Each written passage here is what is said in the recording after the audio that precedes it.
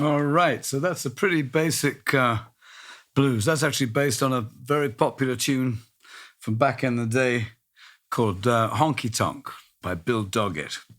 Welcome to this little exploration of the blues, and like every journey, it's good to start at the beginning, I think. And an important thing to know about playing blues is that there's nothing wrong with being crude. Simplicity can be a real virtue. It doesn't have to be complicated. But with the way that the blues on the piano has been played in New Orleans, it has evolved in recent times to some very advanced degrees of sophistication and nuance.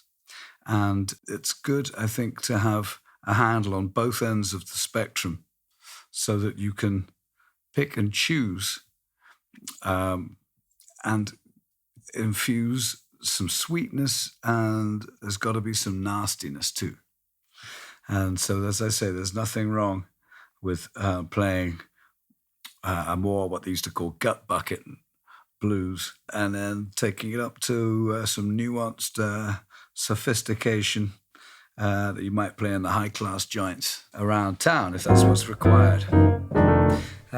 So really, the blues is a term that has been employed to describe a way of playing, not just the piano, obviously, but all sorts of instruments. But in terms of the piano, it's a very loose term, and it covers a multitude of sins. Just as the Eskimos have 100 words for snow, here in New Orleans and in the South generally, there are hundreds of different ways of playing music that could be called the blues. And so we're going to touch on some of them so that you can get a pretty broad scope. So as I said, every journey starts at the beginning. So I'm going to give you most of these examples in C, because that's a good chord to demonstrate what's going on, which you can then transpose into other keys. And one advantage of C is what we call the blue notes. And the blue notes in C, the important blue notes, are on the flat keys. And the advantage of having them on the flat keys is that with one finger, you can play and slide off. And you'll find that creeping into a lot of the stuff that you do that gives it the feel of what we know as the blues, or giving it a bluesy style, a bluesy flavor. And no one knows why they're called blues. They could have been called the greens or the reds, but somehow blues is the one that's stuck, and I kind of feel that it works. Often in music, you're limited by the vocabulary when you're trying to describe music, because that's the beauty of music, of course, is it exists in a world beyond the limitations of words and vocabulary, but we have to do with the terms we've got. So, all right, so what is blues? Well, blues is a way of playing that makes use of dissonance. And essentially, in layman's terms, that's stuff that technically is out of tune, and which, if employed carefully and with taste, can create a very salty, a vinegary feeling, and can also create a kind of a honey, sugary flavor too. And so just in that little phrase there I just played, what's really going on is this.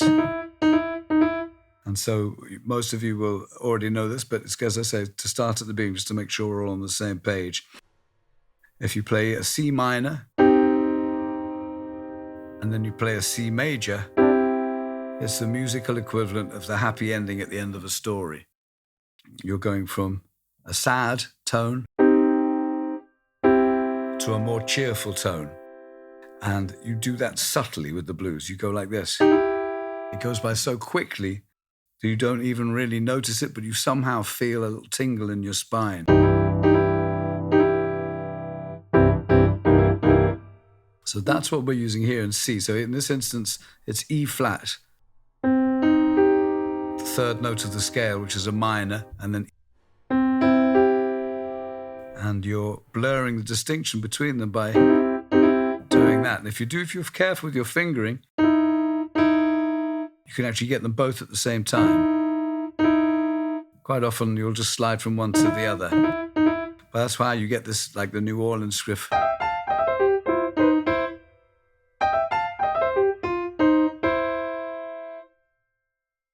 Blues is normally played in a 12-bar pattern. In New Orleans, it's often played in an 8-bar pattern. And the 12 bars of a blues, or the 8 bars of a blues, almost by themselves tell a little story, one that takes you off on a journey and then brings you back home. And so let's just start off with a basic 12-bar blues.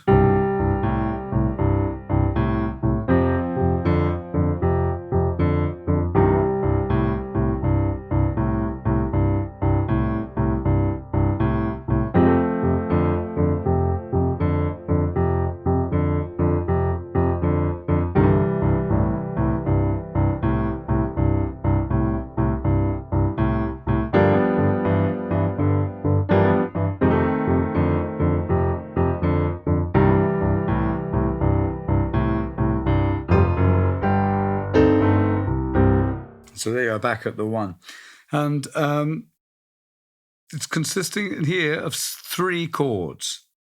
And when you are playing basic blues like this, you're really imparting a slightly aggressive sound and a tough sound, and one that really has universal appeal. And the left hand, essentially we're doing this. This is the 1 and the 5. And don't be scared. If you're an accomplished pianist, this seems very simple, but it's actually very hard to play just right. And this is an essential thing. It's feel. You have to be able to really make this stuff not only feel right, but you have to make it swing. And swing and feel are things that are very hard to teach, but you can show them by example. And this is only 2 fingers. It's almost childlike, but it's really crucial that you actually spend some time.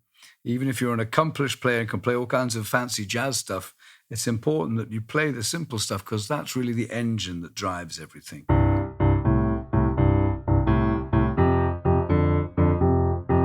And so I did something subtle there, if you'll hear it. Swing. It's not just... It's... If I exaggerate it, it'll sound like this. And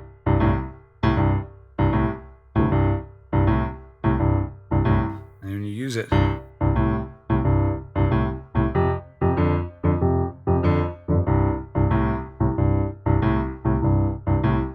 It's like rocking a boat.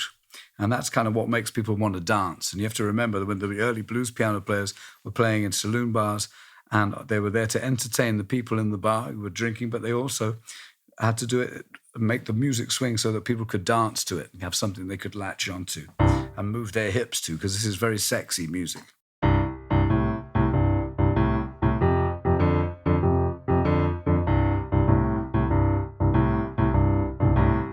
Can vary the amount of swing you use.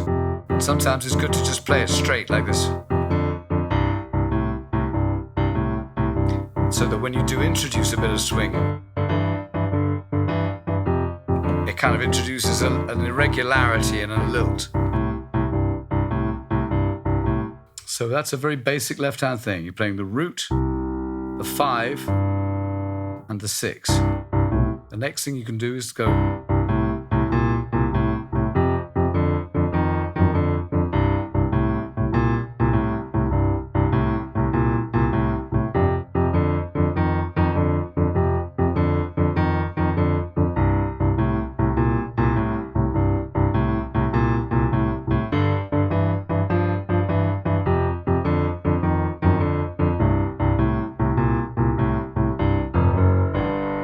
And here we're introducing the 7th. It's actually interesting because it's a minor 7th, which we're playing over a major scale.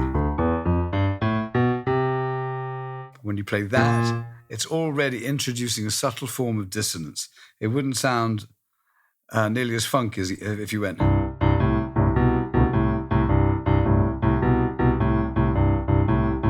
I mean, it's actually kind of nice, and there's no rules with music.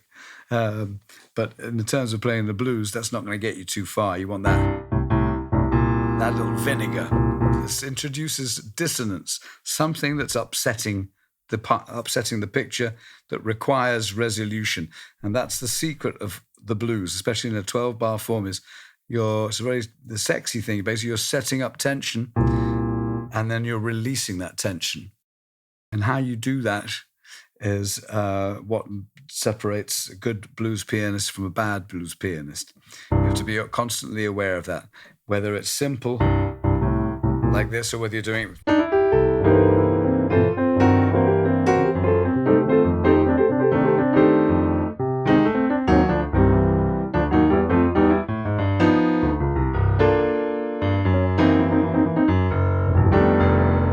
We'll get to that stuff later on, but important to get a handle on the fundamentals. So this is giving you some essentials on the engine that's driving it. And so basically we've looked at the left hand, some aspects of what we're doing and the feel that you have to learn how to employ. So in the next lesson, we're going to start moving on and building onto this using the right hand and some variations.